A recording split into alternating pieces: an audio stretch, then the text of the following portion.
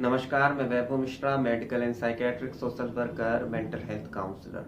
दोस्तों, खुद के शारीरिक स्वास्थ्य को लेकर के बहुत अधिक चिंतित होने वाले लोग, जिन्हें हर समय यही डर सताता रहता है कि उन्हें कहीं कुछ हो ना जाए, इस बात की चाहत रखते हैं कि उन्हें कोई कह दे कि तुम पूरी तरीके से ठीक हो, तो उनके मन का डर खत्म हो जाए।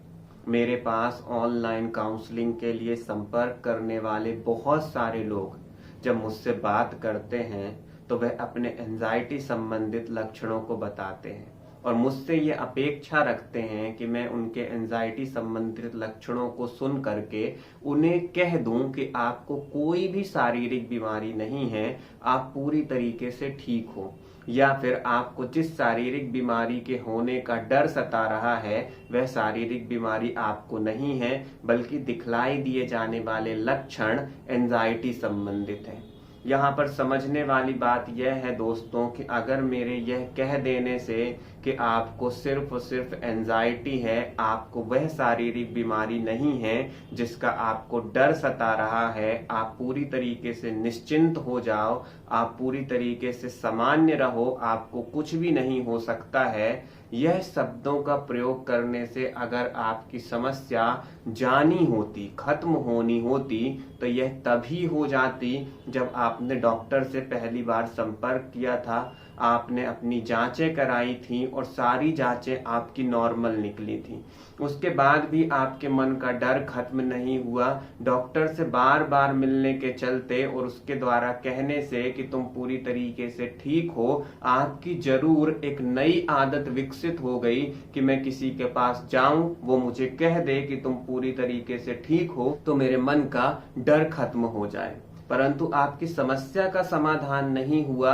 आप डर को खत्म करते हो, आप घबराहट को कम करते हो और कुछ समय बाद वापस से आपके मन में घबराहट बढ़ने लगती है। जो आपको शारीरिक बीमारी को लेकर के डर बना हुआ है, वही डर वापस से आने लगता है। यहाँ पर समझना होगा दोस्तों कि अगर आप अपनी शारीरिक बीमारी के डर को खत्म करना चाहते हैं तो आपको अपनी विचार प्रक्रिया में बदलाव लाने का प्रयास करना होगा। उसके लिए काउंसलिंग प्रोसेस एक बड़ी ही महत्वपूर्ण भूमिका निभाती है। काउंसलिंग प्रोसेस के माध्यम से आप अपने तनाव के कारणों को समझ पाते हैं, आप उन मनोवैज्ञानिक पहलुओं को समझ पाते हैं जो कि आपकी घबराहट की वजह बने हुए हैं, आप उन कारणों को समझ पाते हैं जो कि आपके मन में शारीरिक बीमारी के डर को बार बार बढ़ाते हैं, जिसके चलते आप खुद को सहज नहीं रख पाते हैं।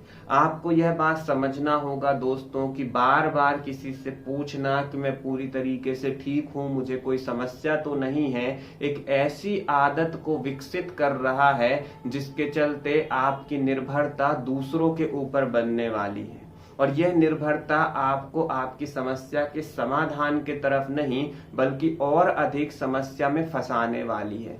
तो इसलिए इस आदत को आपको बदलना होगा और यह समझना होगा कि आपको प्रॉपर अच्छी तरीके से इसके समाधान के लिए कदम उठाना होगा।